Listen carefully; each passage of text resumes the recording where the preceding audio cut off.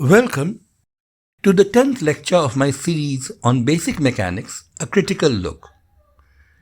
In the last lecture, we met the concept of the angular momentum of a point particle. This was the cross product of the position vector of this particle with respect to some origin with its momentum.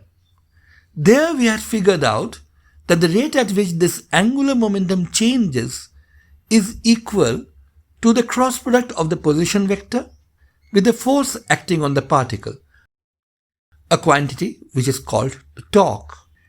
In today's lecture, we are going to extend the idea from a single particle to a system of particles. To this end, let's begin by looking at a picture which should be pretty familiar to those of you who have followed this series earlier. Here we have a system of particles. The green blobs on the picture are the particles in the system. All the particles in the universe are of course not part of the system. There would be particles outside, which are the magenta dots here. And each of these particles have their own masses, m1, m2, etc. all the way up to mn. Their position vectors r1, r2, r3 up to rn with respect to this origin. And a typical particle, let's say the ith particle, has a mass of mi and a position vector of ri. Now, the total angular momentum of the system of particles is obviously defined to be the sum of all the individual angular momenta. So I running from 1 to n is the summation of Li. Now, what we are now focusing on is how fast does this total angular momentum change? And the answer simply is a derivative. Now, if you do a derivative of a sum, the result is the same as doing the sum after you do the derivative. And dLi dt, the rate at which the ith particle's angular momentum changes, is simply the torque acting on the ith particle, which is Ri cross Fi. So dl vector dt is the sum with I running from 1 to n of Ri cross Fi. We are next going to do something which should again be familiar to those of you who have seen the earlier video in this series. Or anyway, you may have of course studied this in a textbook. This force on the ith particle can be broken up into two parts. Forces which come from particles outside the system, so which I call the external force on the ith particle, Fi external, to which we have to add the internal forces, which are the forces on the ith particle caused by all other particles in the system. This can be written down as sum over j going from 1 to n, Fij, with j not equal to I. Here, Fij denotes the force on the ith particle due to the jth, and the restriction that j is not equal to I simply says that the particle does not exert a force on itself. Here, all the particles other than I of this n particle system are exerting forces on the ith particle, and we just add all of these together to get the internal force acting on the ith particle. Now, the first term here, Ri cross Fi external, is obviously the external torque acting on the system, on the ith particle.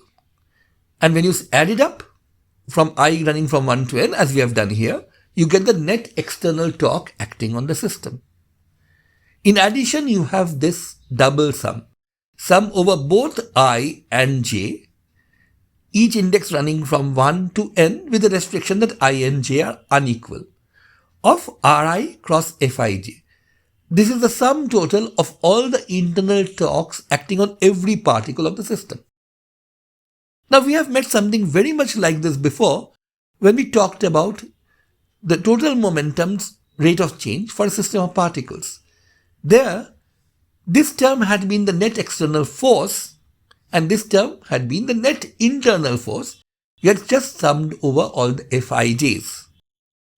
Now, if you remember, Back then when we dealt with this, all we did was you took Fij, which is a typical term, and realized that every time you have a particular I and a particular j contributing to this double sum here, you also had an Fji.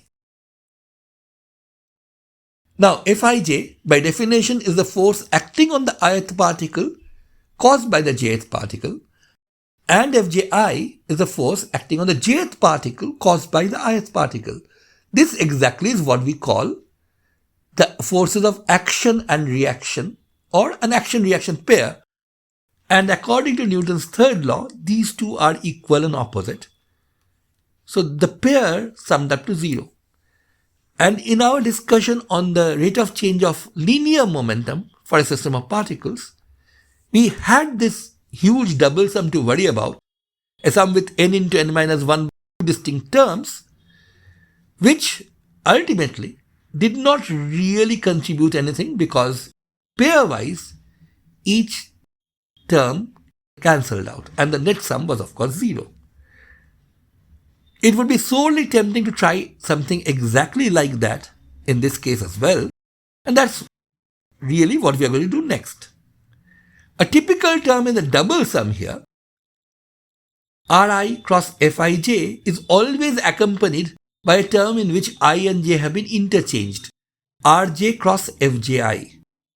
So if you just add these two terms together, Ri cross Fij plus Rj cross Fji, you realize that because of Newton's third law, Fji is a negative of Fij.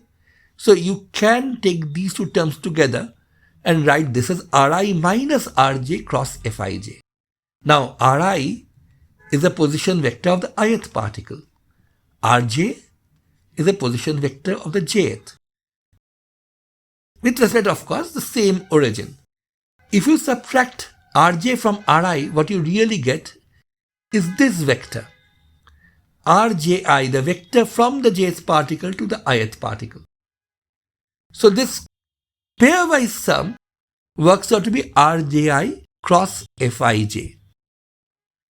The question is this pairwise sum 0 or not? And the answer to this is a bit involved.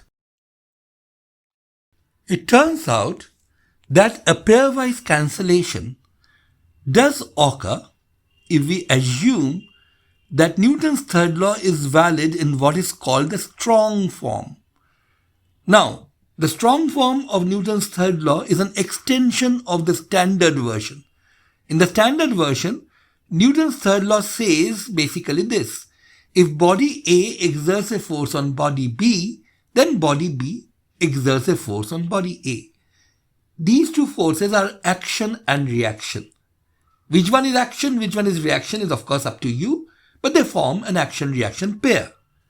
The important thing is, according to Newton's third law, action and reaction pair of forces between two particles are equal and opposite. This is where the standard version of Newton's third law ends. The strong form of Newton's third law adds the further clause, which is, and the forces act along the line joining them. Now, if this is true, then of course, this is your Rji, the vector from the jth particle to the ith particle. This is Fij, the force acting on the ith particle due to the jth particle, and the cross product between the two must be 0 because either, as we have drawn, Fij is parallel to Rji, or the other possibility, of course, if the particles were to attract each other, is that Fij is opposite to Rgi. In either case, the angle between the two vectors is 0 degrees or 180 degrees, and in such cases, the cross product vanishes. So, if Newton's third law is valid in the strong form, then for each pair of particles, Ri cross Fij plus Rj cross Fji adds up to Rij cross Fij, which is 0. And therefore, for the entire system, you have this double sum which actually adds up to 0 because there's pairwise cancellation. And hence, In such a situation, the rate of change of angular momentum of the whole system is simply given by the net external torque, the internal torque simply cancelling among each other. So this is what our statement becomes for a system of particles. The rate of change of a net angular momentum of a system of particles is equal to the net external torque acting on the system. Of course, the provision here is that we are assuming that Newton's third law works in the strong form. This is an issue which we are going to come back to in a while. But assuming that this statement is correct as it stands, we get a very, very important corollary. The corollary is simply this. If tau were 0, or rather tau external were 0, if there were no net external torque on the system, then dl dt would have to be 0 and therefore L would not change with time. And thus, if the net external torque acting on a system of particles is 0, then its net angular momentum is conserved. I've talked about the distinction between conserved quantities and constant quantities earlier in the series, but let me remind you once again. When you say a quantity is constant, you mean its value is fixed once and for all. For a conserved quantity, the value of course is not fixed once and for all. It depends on the initial conditions with which the motion has been started. But once the initial conditions determine the value of this conserved quantity, that value does not change during the course of the motion. We have seen in the previous lecture that even for a single point particle, the law of conservation of angular momentum has rather far-reaching consequences. And it should not come as a surprise to us then that for a system of particles, the law of conservation of angular momentum leads to rather important results. We are going to discuss some of these consequences in later lectures. But right now, let us address a question which we have left unanswered a while ago. Is the form of Newton's third law that we have used here, the strong form, really a valid law of physics? Now, there is a situation where we can prove that Newton's third law has to be valid in the strong form. Let us consider a situation where you have 2-point particles, and let's assume that the force between the two particles depend only on their position. So the two positions determine what the force is. We know plenty of examples like this, say the force of gravitation between two massive bodies, or force of electrostatic attraction or repulsion between two charges. All of these are basically forces which depend on the positions of the two particles. Now, if this happens, then Newton's third law must be valid in the strong form. To see why, let us see a situation like this. You have 2-point particles, the ones drawn in black here, and the red line indicates the line joining them, which has been extended with dashed line here. We could assume that the force acting on this first particle due to the second is really not along the line joining them. It could be at some angle to begin with. Now what we have drawn here are the two forces on the first particle due to the second and on the second particle due to the first. And these are of course action-reaction pairs. And according to the original version or the so-called weak form of Newton's third law, these two forces have to be equal in magnitude and opposite in direction.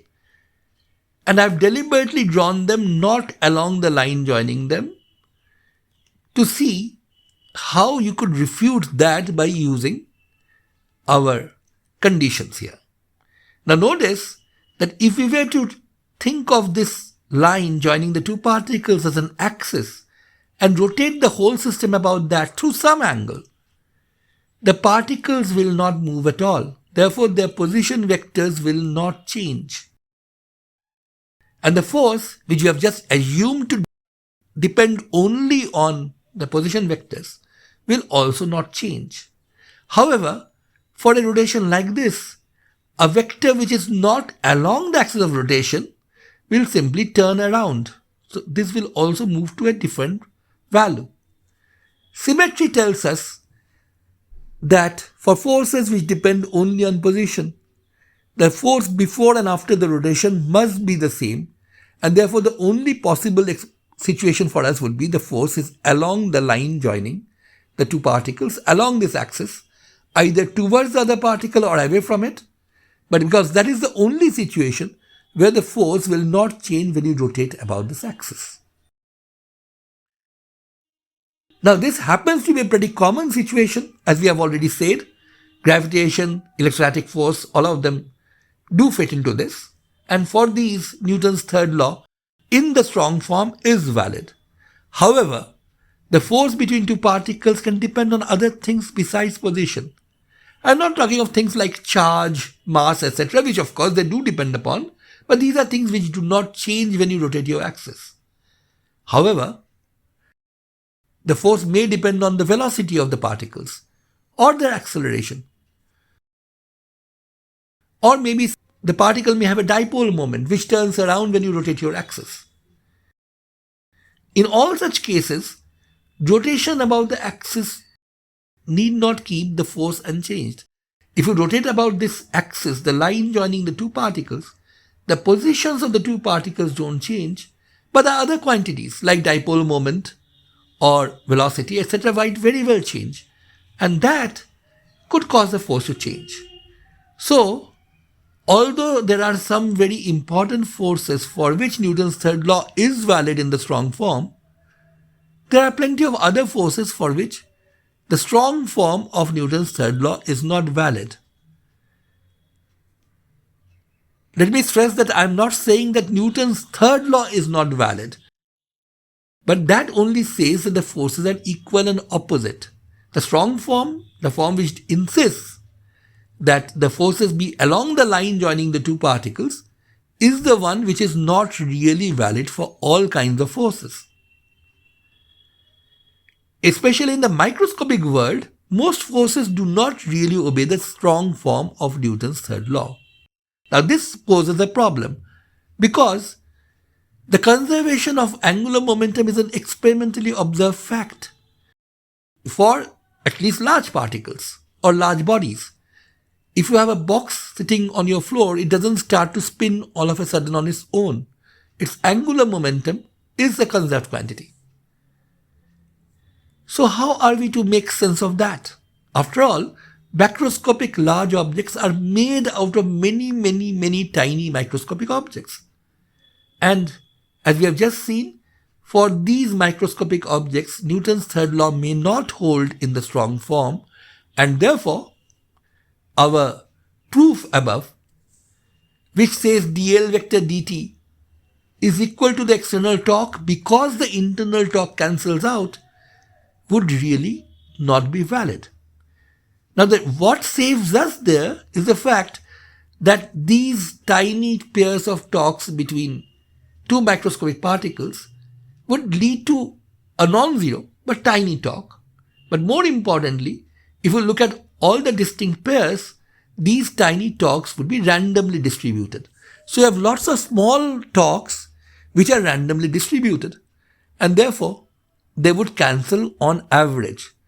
Whenever you add a very large number of random objects, the sum is not only close to zero, it's actually very close to zero. The large number of constituent terms ensure that the average actually is very close to what you really get in any given situation. Thus, even though the individual microscopic components of a large body may not obey Newton's third law in the strong form, what we do observe in the macroscopic world is that the net angular momentum of a large system is conserved. In the rest of this lecture, I am going to turn to the question of the applicability of the law of conservation of angular momentum in frames other than inertial ones. The reason why I am going to take a look at this particular problem is that there are several situations where we are forced to use non-inertial frames, and sometimes we have to also make use of the law of conservation of angular momentum or the law about the rate of change of the net angular momentum being equal to the net torque in such frames as well. Just to illustrate this, let me briefly mention a typical problem where this can be used. This is a problem of a cylinder whose cross-section you can see here, rolling down a particular inclined plane which is inclined at an angle of theta, say, to the horizontal. Now, we will treat this problem in great detail later on, but for the time being, let me just point out where exactly the issue that I'm going to talk about in the rest of this lecture is. If you think of the net force acting on this cylinder, there are three basic forces. It's weight, the normal force exerted by the inclined plane, and the frictional force. Strictly speaking, the normal force and the frictional force are not really two distinct forces. They are basically the normal and surface components of the force which this plane exerts on the cylinder. Now, in order to analyze the motion of the cylinder, what we need to do is write down its equations of motion. In particular, you can think of the mass of the total cylinder, m, times the acceleration of its center of mass. In this case, I am taking only the component along the plane to be equal to the net force acting on that. So it's mg sine alpha minus the frictional force, which is mu n. This is essentially the statement that the mass of a system times the acceleration of the center of mass is a net external force acting on the system. Here, of course, what we have done is we have just taken a look at the force along the plane, and we have not written down the equation for the component perpendicular to the plane, which is something we could, of course, have done. The other important equation in this, and this is the one on which we should focus right now, is that the rate at which the angular momentum of the cylinder changes, dl dt, that must be equal to the torque provided by the forces. Now, if you use the center of mass of the cylinder as your frame of reference, as the origin of your frame of reference, to be more precise, then neither n nor mg, both of which forces pass through that point, exerts a torque about the point. Remember, torque is r cross mg, and for these two forces, r vector actually is 0. So, these two do not contribute to the torque, only the frictional force does, and you write dl dt equal to mu n r. But the problem with writing down this equation is simply this. As far as the first equation is concerned, you are talking about the mass of the whole system times the acceleration of the center of mass, and that is equal to the net external force as seen by an inertial observer. There is no problem with this equation whatsoever. However, the second equation that we have written down here is an equation which has been written down with the origin placed at the center of the cylinder. And now we have a problem. The first equation itself says that the center of the cylinder is accelerating with respect to an inertial observer. So, any observer fixed to the center of mass cannot be an inertial observer. So the question really is, can we at all write down this equation, rate at which the angular momentum changes is equal to the torque, external torque, when the observer is not inertial? And the reason why this should be an important question to worry about is simply this. The derivation of dl vector dt equal to torque, even for a single point particle, proceeded along these lines. You take a ddt of r cross mv, that is ddt of L, you actually get two terms. I'm just reminding you of what we discussed already in the previous lecture. The first term is one in which you differentiate r and leave mv intact, so you get v cross mv. And in the second term, you get r cross ddt of mv. Now, the basic property of the cross product is v cross mv, the cross product of two parallel vectors, must vanish. So this term is 0. Now, what we have done in order to arrive at dl dt equal to torque is simply replace the ddt of mv here in the second term by the force. rate of change of momentum is the force, which is of course Newton's second law for a point particle. However, you must realize that the Newton's laws, in particular Newton's second law, is valid only when the observer involved is inertial. The observer which we are talking about here, as far as this equation is concerned, an observer fixed to the center of mass of this rolling cylinder, is one which is accelerating with respect to an inertial observer and hence is not itself inertial. So the question should very well arise, am I at all justified in writing down an equation like this? After all, the equation was derived using an inertial observer, and here we are explicitly using a non-inertial observer. So is this right or is this wrong?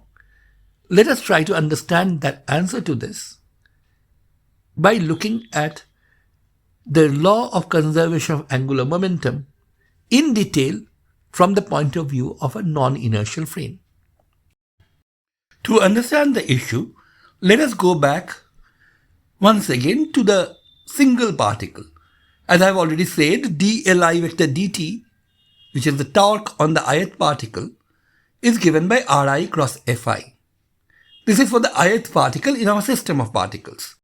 However, again, let me stress that this equation is valid for an inertial observer. Now, what if the observer is non-inertial? Now, we know that this equation ddt of mv equals f is valid only for an inertial observer. If, on the other hand, the observer is not inertial, you can still make use of Newton's second law, but then the price you have to pay is to add pseudo forces. These are basically correction factors which allow you to use Newton's second law for an observer for whom you should not really have been able to use Newton's second law. And so, for a non-inertial observer, rate of change of the angular momentum of the ith particle, dLi vector dt, would simply become Ri cross Fi plus Fip. This is the pseudo force acting on the particle. And by breaking up the cross product into two pieces, I get this is the torque on the ith particle plus this term which I can call the pseudo torque on the ith particle, Ri cross Fip. Now let us specialize to an observer who is translating. This observer may be accelerating but it's not rotating around. And for such an observer, we have already seen that the pseudo force that you need to put in, Fip, is given by the mass of the particle being observed, mi, times the acceleration of the observer, AO, with a minus sign. Now, if I use this and plug it back in our system, of course I will get dLi dt is tau I plus Ri cross minus mi AO. Now, if we are talking of a system of particles and are worried about the rate at which the total angular momentum changes, then dl vector dt is of course sum total of dLi dt, something we have already used in the beginning of this lecture. And then, using the fact that dLi dt is tau I plus Ri cross minus mi AO, I have just written down the full expression with dl dt here. Now notice that the term here is nothing but the sum total of the torques acting on the ith particle, which, as in the previous example, has contributions from external sources as well as internal sources, and the internal torques will all cancel out in pairs, assuming Newton's third law is valid in the strong form, or even if it is not, as we have already argued, would typically be valid in at least a very good approximate sense statistically. So this term here is the net external torque. You are left with this additional piece, which is the correction term you have to use if you are dealing with a non-inertial observer. Now, this of course can also be written down in this fashion. Note that A0 or AO, the observer's acceleration, is the same for all I. So I can actually pull it out of the sum.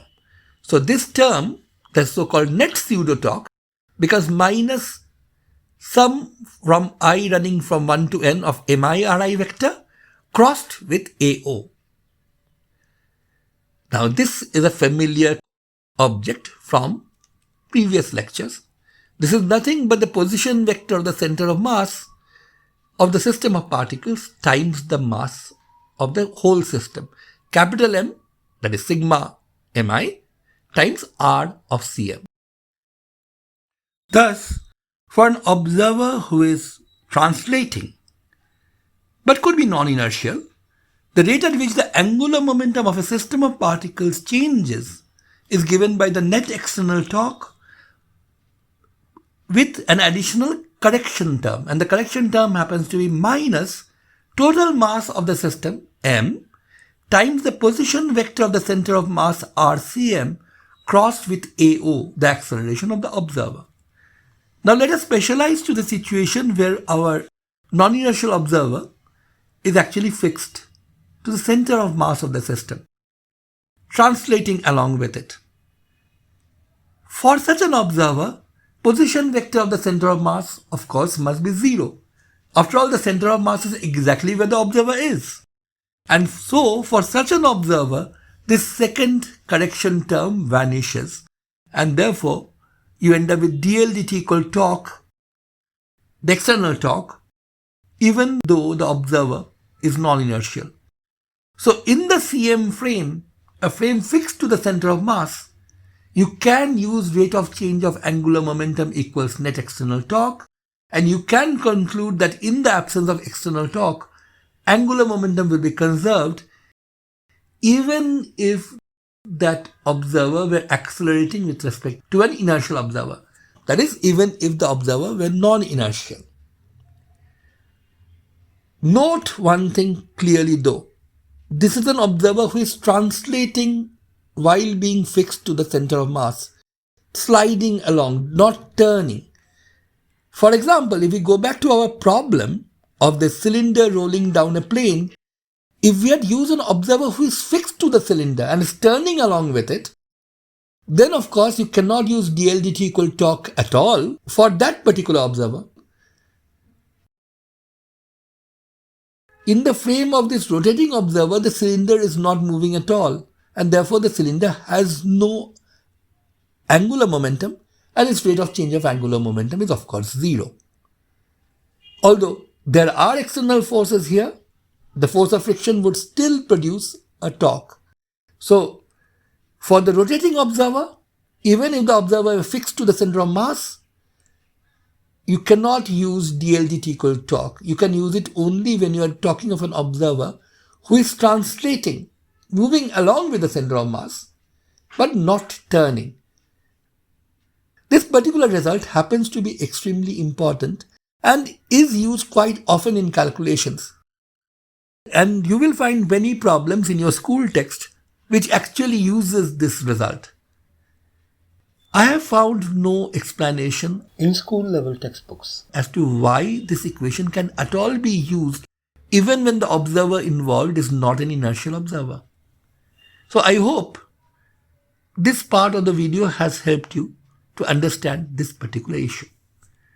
We are going to return in the next lecture with a lot more details and introduce things like moment of inertia. But for that, we will have to wait for the next lecture. Bye till then.